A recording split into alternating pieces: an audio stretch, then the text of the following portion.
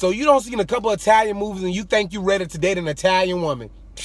Here go 5 things you need to know before you date you an Italian woman. Number 1, Italian women are more than just Italian women. You got Sicilian women, you got Calabrian women, you got Apulian women. It's like Italy looks like a boot. It's the tip, it's the heel, and then you got that calf muscle right there. You better understand where that woman is from. Don't be calling that lady the foot part of the boot if she's not from the foot part of the boot, because I'm telling you, she gonna put her foot with a boot in your...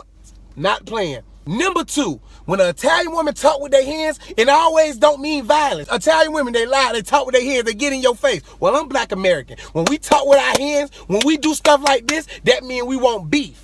But when I was with my Italian chick, I ain't gonna even lie, when I was with my Italian chick, I realized when she was talking with her hands and talking a little loud, and I was talking loud back, it turned her on. Now, I went from like, you can't be playing with me like this. You can't be going out at night like this. Your hair shouldn't be that curly at night. Next thing you know, I was blacked out, butt naked, tied up to a bed because it turned her on.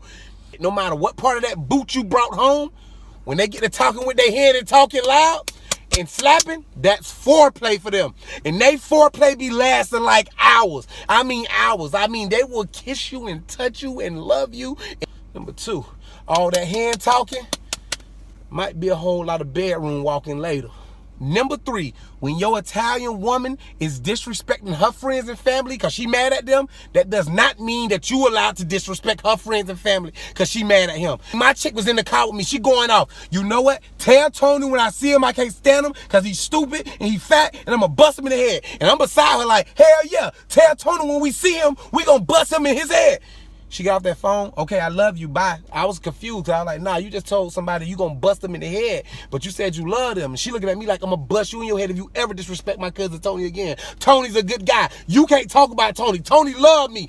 Because families are close. And in Italian culture, nobody outside that family can disrespect anything inside that family. Even if they love you or not, you don't disrespect the family.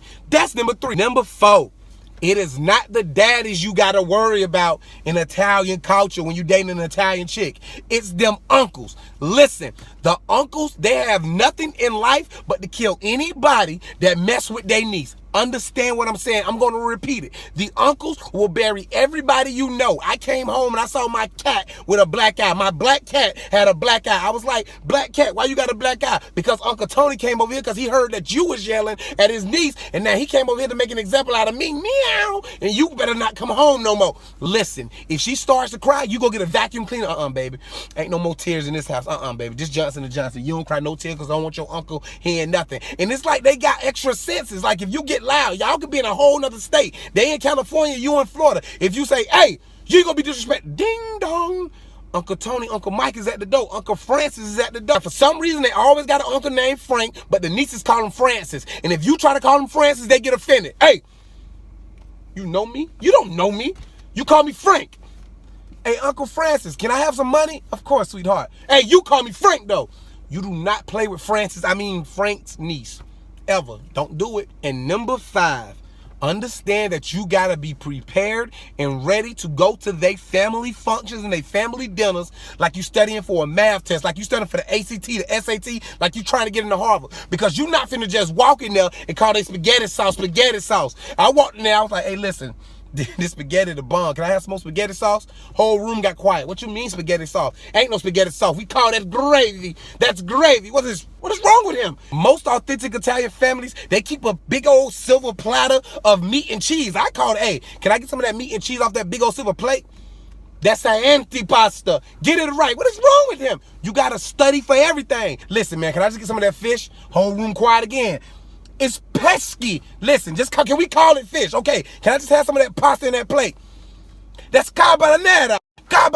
Listen, you know what? Baby, this ain't gonna work out because you know what? I obviously failed this test. I failed this quiz. I ain't prepared for this lifestyle because your Uncle Frank got me scared because he outside waiting on me right now. He got my cat by the tail right now. I can't disrespect your cousin Tony for disrespecting you because you're the only person that can disrespect your cousin Tony because anybody outside of the family can't be inside of the family. And then I don't know what kind of the boot you from. I don't know if this is an Aldo Hill. I don't know. See, I'm even more stressed because I don't know if you're a Northern Italian or a Southern Italian because the Northern Italians be a little bit lighter than the Southern Italians because the Southern Italians be farming and stuff, and I'm all confused. Because I know what y'all thought. Y'all thought y'all was just gonna walk into a Sophia Loren. No, it's not gonna happen. You better understand these 5 things before asking for a hand in marriage for that woman, before that thing really turns into The Godfather Part 1 and a half of Part 2.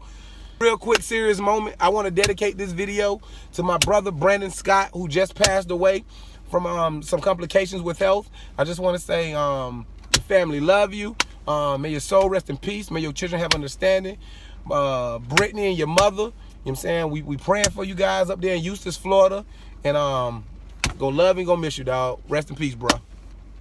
I don't need a confirmation, I can see it in their faces when they ask me about how you doing and where I'm going. Are you still doing music and how it's going? Talking about how you touring and riding foreign. Get your money, little nigga, and keep it going. You don't want to hear success stories. You don't want what is best for me.